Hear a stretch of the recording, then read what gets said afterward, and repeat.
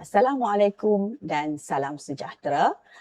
Hari ini kita akan mengadakan satu kembara pembelajaran interaktif bersama saya, Cikgu Marhaini binti Muhammad dari Sekolah Menengah Sains Kubang Pasu, Jitra Kedah. Standard pembelajaran kita adalah aplikasi keberangkalian peristiwa bergabung. Di bawahnya terdiri pada standard pembelajaran 9.4.1 menyelesaikan masalah yang melibatkan keberangkalian peristiwa bergabung. Bagaimana nak menyelesaikan masalah yang melibatkan keberangkalian peristiwa bergabung? Mari kita selesaikan misteri keberangkalian dengan cara yang mudah dan visual. Sebelum itu, kita ulang kaji balik apa yang telah kita pelajari dalam video yang sebelum ini. Sebelum kita menjawab sesuatu keberangkalian, kita ingat balik kemahiran yang kita pelajari bahawa di dalam sesuatu keberangkalian terdapat peristiwa yang dikatakan peristiwa tak bersandar dan juga yang dikatakan sebagai peristiwa bersandar. Okey. Bagaimana yang dikatakan peristiwa tak bersandar? Okey, peristiwa tidak bersandar hasil daripada lambungan pertama tidak mengganggu lambungan kedua, terutama untuk keberangkalian ataupun uji kaji yang diadakan kepada dua biji dadu. Okay. Manakala peristiwa bersandar, kalau kita meletakkan beberapa biji guli dalam sesuatu bekas, kita hendaklah hati-hati jika guli tidak dipulangkan kembali. Jadi, jumlah keseluruhan untuk cabutan kedua akan berubah sekiranya guli yang diambil pada kali pertama tidak dipulangkan kembali ke dalam bekas tersebut. Bermaksud, peristiwa pertama akan mempengaruhi peristiwa kedua. Kod rahsia matematik.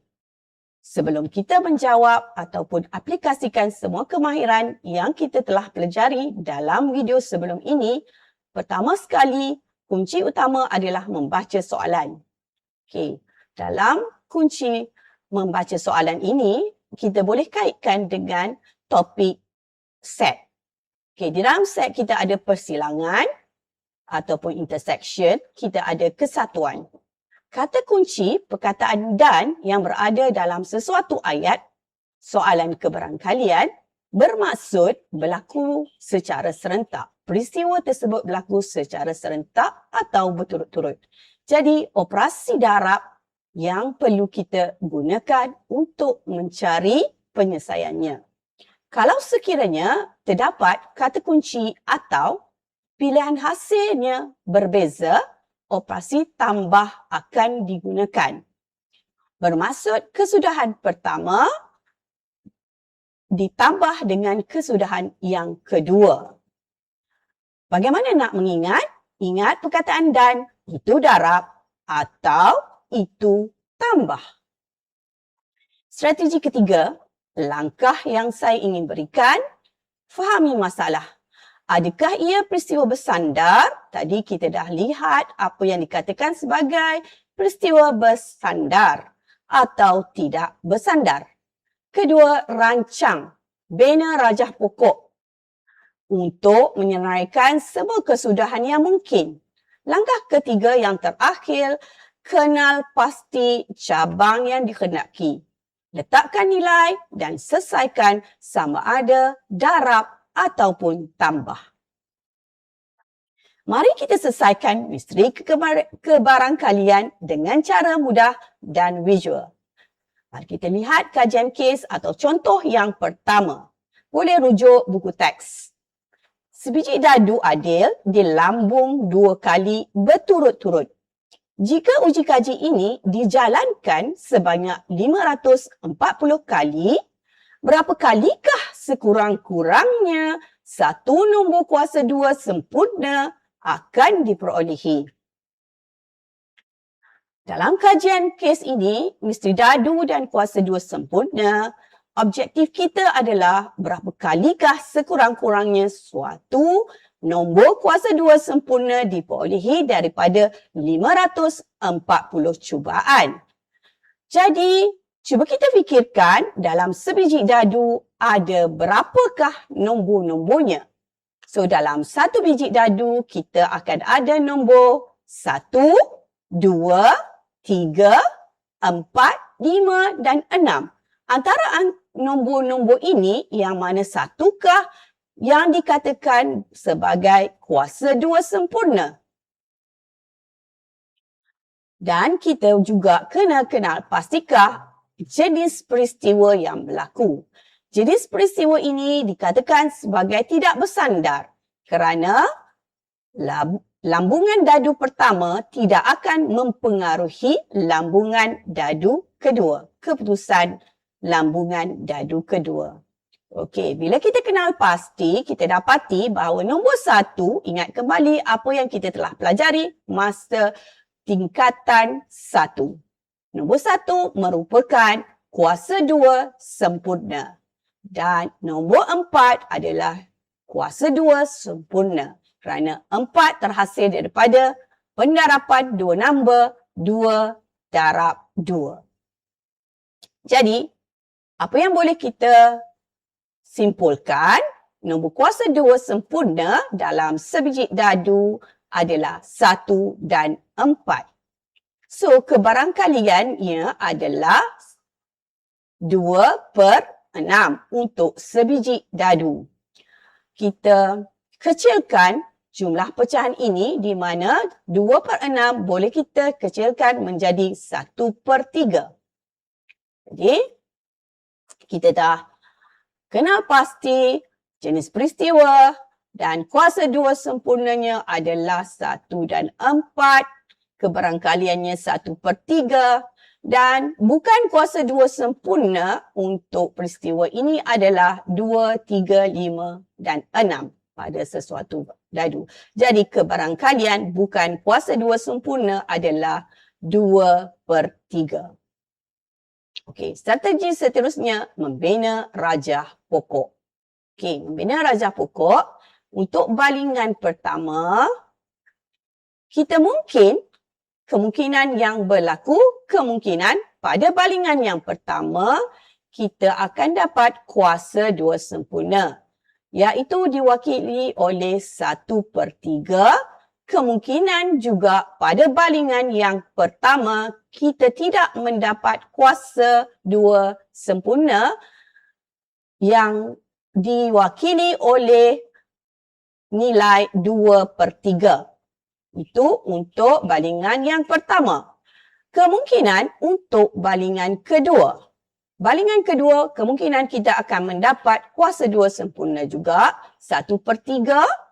Disebabkan dia adalah peristiwa tidak bersandar, jadi tidak ada perubahan dari segi nilai pecahan peristiwa. Okey, kemungkinan untuk kali kedua, kita akan mendapat 2/3. Iaitu nombor bukan kuasa 2 sempurna. Sekiranya pada balingan yang pertama tadi kita mendapat bukan kuasa 2 sempurna, untuk balingan kedua kemungkinan untuk kita mendapat kuasa 2 sempurna adalah 1/3 dan kemungkinan untuk kita mendapat bukan nombor kuasa 2 sempurna adalah 2/3. Tapi apa yang kita nak cari? Kita nak cari kemungkinan kita mendapat sekurang-kurangnya 1 kuasa 2 sempurna dalam uji kaji ini. Jadi, kita akan dapat 3 laluan sahaja yang memenuhi syarat ini. Okey, 3 laluan sahaja iaitu K kuasa 2 sempurna dan balingan kedua kuasa 2 sempurna dan juga kuasa 2 sempurna untuk balingan pertama, kemungkinan bukan kuasa 2 sempurna balingan kedua. Dan kemungkinan juga kali pertama bukan kuasa 2 sempurna, balingan kedua kuasa 2 sempurna. Jadi apa yang boleh kita buat kesimpulan? Ambil kesemua daripada gambar rajah pokok tadi, disebabkan kita kata sekurang-kurangnya dan laluannya berlaku secara serentak, jadi kita lakukan operasi darab. Okey. Dan disebabkan kita atau kebarangkaliannya adalah atau, jadi kita tambahkan semuanya. Jadi kita akan dapati bahawa kita akan dapati untuk balingan ni 5/9. Disebabkan kita telah menjalankan uji kaji ni sebanyak 540. Jadi kemungkinan untuk dapat 5/9 kita darabkan dengan 540 uji kaji yang telah kita jalankan. Jadi bermaksud kita mendapat 300 kali sekurang-kurangnya satu nombor kuasa 2 sempurna. Okey, untuk contoh ataupun kes kedua, sebuah kotak mengandungi 7 biji guli merah, 5 biji guli kuning dan 3 biji guli biru. 2 biji guli dipilih secara rawak di kotak satu demi satu. Okay. Satu kotak je. Dalam satu kotak ada beberapa jenis warna guli. Sekiranya guli pertama berwarna biru, maka guli biru akan dipulangkan ke dalam kotak sebelum guli kedua dipilih. Sekiranya guli pertama bukan berwarna biru, maka guli itu tidak dipulangkan ke dalam kotak dan guli kedua dipilih. Hitung kebarangkalian mendapat kedua-dua guli yang berlainan warna. Okey, jadi kita kenal pasti misteri guli berwarna. So, 2 biji guli dipilih satu demi satu. Okay, jika biru, guli dipulangkan. Jika bukan biru, guli tidak dipulangkan. Cara ini mengubahkan jumlah guli untuk cabutan kedua. Ini dipanggil sebagai peristiwa bersandar. Okey, mari kita lihat pada rajah pokok bersyarat. Apa yang perlu kita lakukan? Disebabkan kita ada 3 jenis guli yang berwarna tiga jenis warna guli, merah, kuning dan biru. Okey, untuk kali pertama, untuk merah disebabkan merah ada 7 dan keseluruhan kalau kita campur ke semua guli itu, keseluruhannya adalah 15. Jadi kebarangkalian kali pertama guli merah diambil adalah 7/15. Kemungkinan untuk kali pertama kebarangkalian kuning, guli kuning diambil adalah 5/15. Kebarangkalian untuk kali pertama kita mendapat guli biru adalah jumlah guli biru keseluruhannya adalah 3 dan keseluruhan guli adalah 15. Bermaksud 3/15. Itu adalah pada kebarangkalian ataupun peristiwa yang pertama berlaku.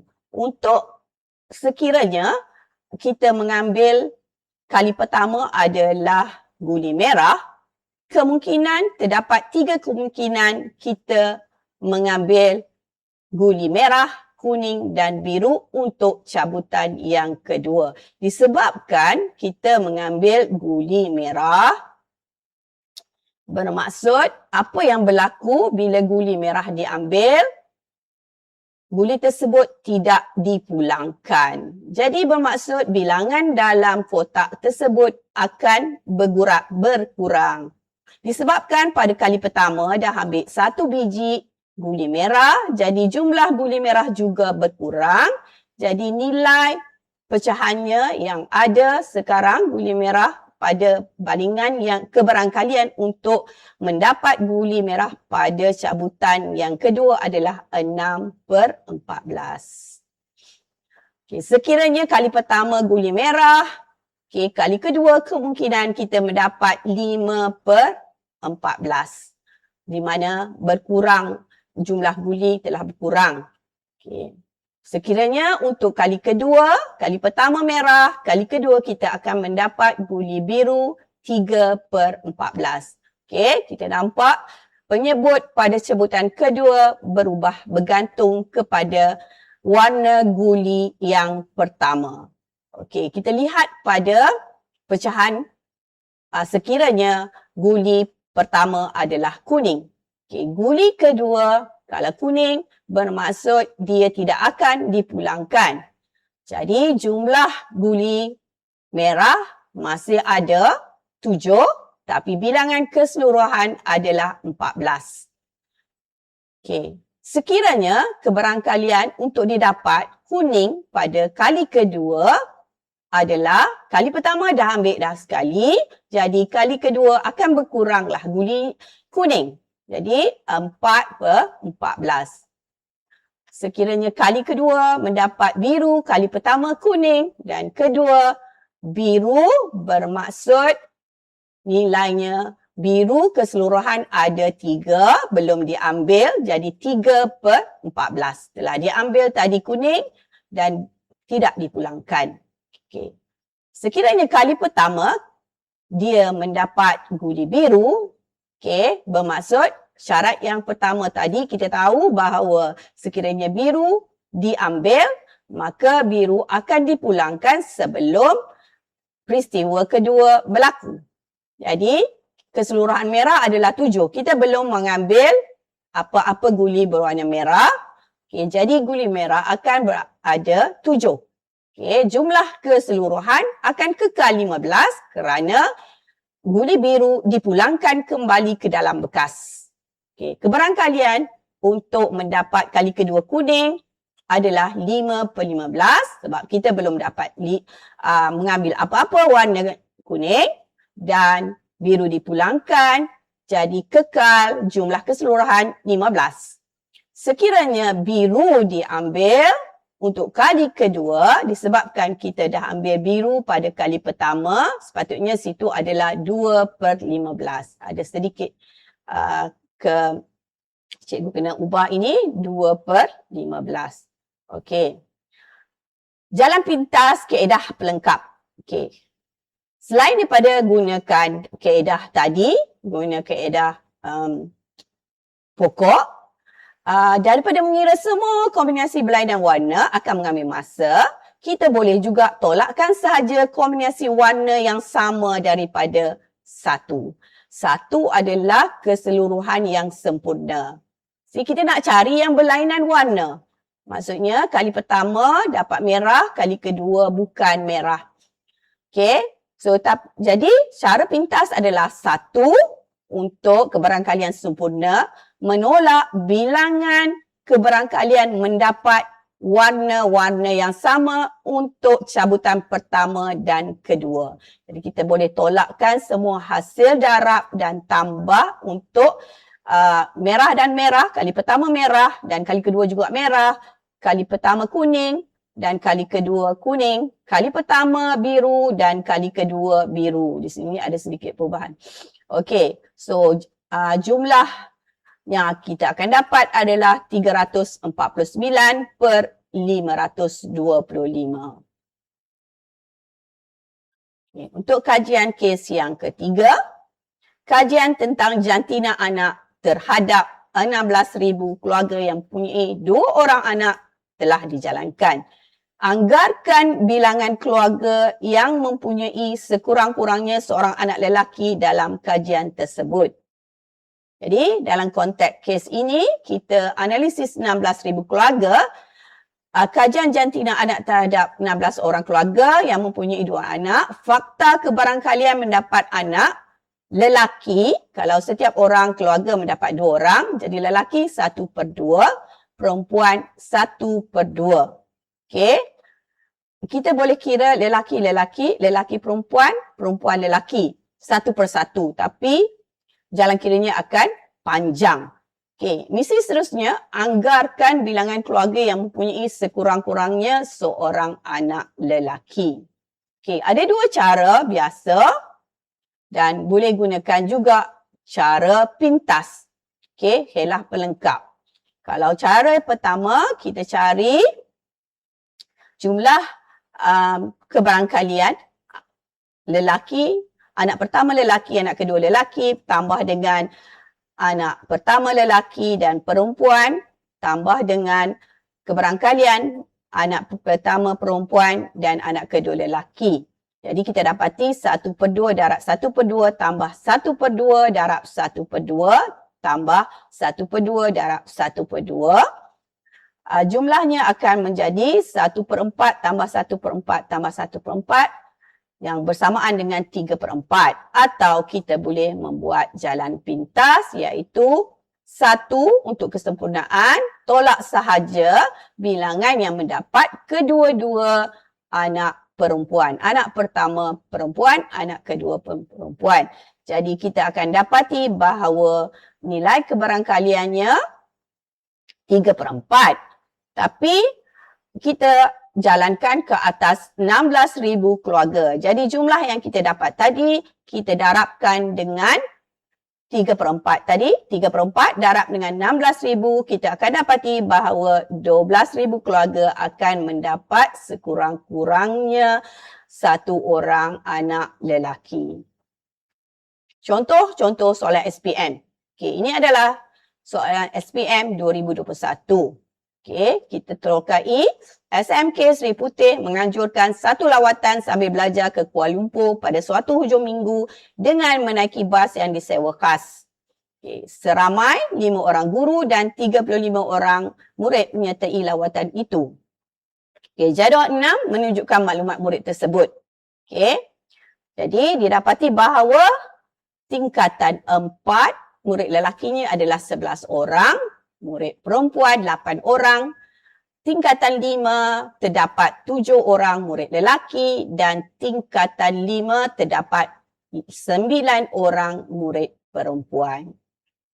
Jadi soalan pertama, nyatakan nisbah bilangan guru kepada bilangan murid. Okay, so bilangan guru kepada bilangan murid. So kita tahu bilangan guru adalah 5. Okey, kalau kita tambah semua bilangan murid, nisbah guru 5 kepada 35. Okey, nyatakan nisbah bilangan guru kepada bilangan murid. Kita tambah semua bilangan murid yang ada.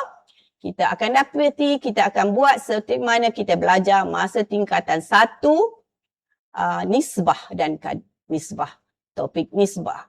5, kita jadikan, kita akan dapat 5 nisbah 35. Tapi perkecilkan bagi nilai yang terkecil. Jadi 5 ini boleh dibahagi dengan 5 dan 35 boleh bahagi dengan 5. So nilai nisbah bilangan guru kepada bilangan murid adalah 1 nisbah 7.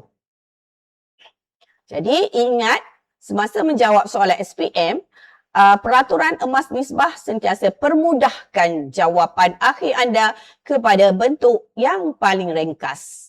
Okey, soalan kedua daripada soalan tadi, ada ceraian. Soalan yang kedua, cari kebarangkalian murid yang dipilih secara rawak ialah murid lelaki tingkatan 5. Okey, so murid lelaki tingkatan 5.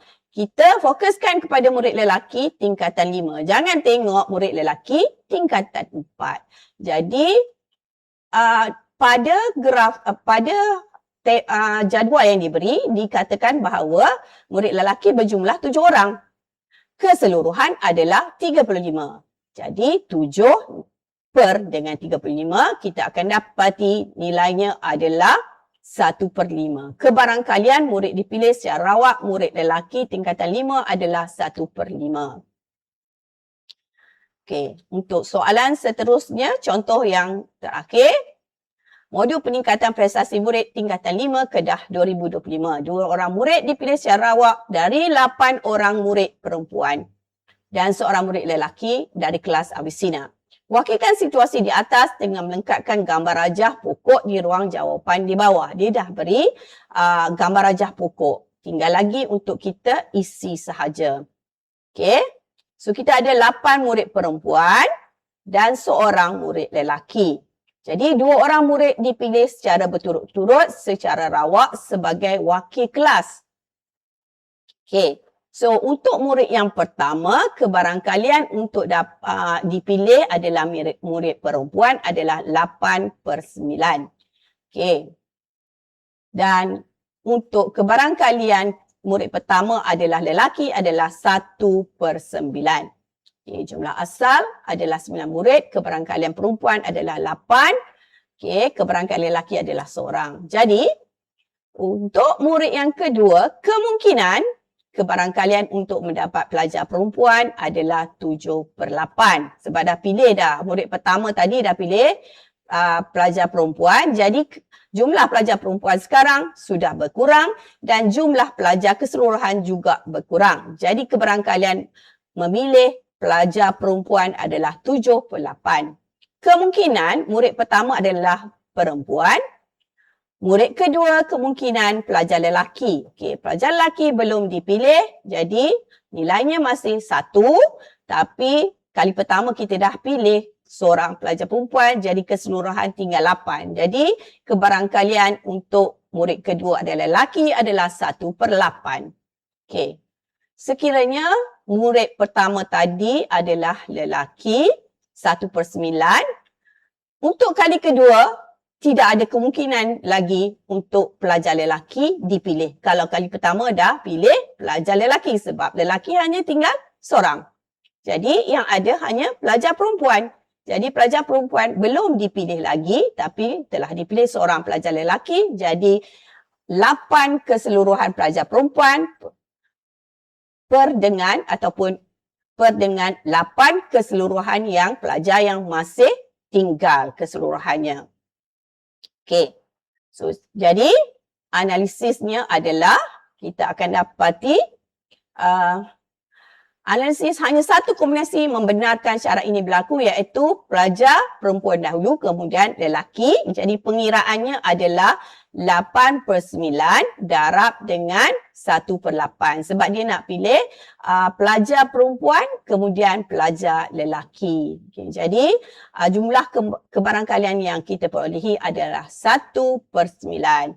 Jadi sebelum saya mengakhiri, ada beberapa tips dari saya iaitu sebelum kita menjawab sesuatu soalan kebarangkalian peristiwa bergabung, teliti jadual atau teks, kenal pasti jumlah keseluruhan yang betul untuk dijadikan penyebut. Kedua, lihat sama ada pemulangan, syarat pemulangan. Jika terma tanpa pemulangan atau berturut-turut digunakan, kurangkan nilai penyebut secara automatik untuk pilihan yang kedua. Susul laluan, bina gambar rajah yang kemas, darabkan pecahan secara melintang di sepanjang cabang. Laluan dan. Okey, dan bermaksud kita kena pilih. Okey, jadi rangka kerja ini akan melindungi anda daripada perangkap soalan dalam SPM. Okey, ini hanya untuk mengimbau kembali apa yang telah kamu pelajari sebelum ini. Di mana kita pelajari peristiwa saling eksklusif dan tidak eksklusif. Petanya, misi berjaya diselesaikan. Semoga anda dapat menguasai seni menganalisis, merancang strategi dan menyelesaikan masalah kebarangkalian peristiwa bergabung. Teruskan meneroka dunia matematik, setiap masalah ada jalan penyelesaiannya. Jumpa lagi di kelas akan datang.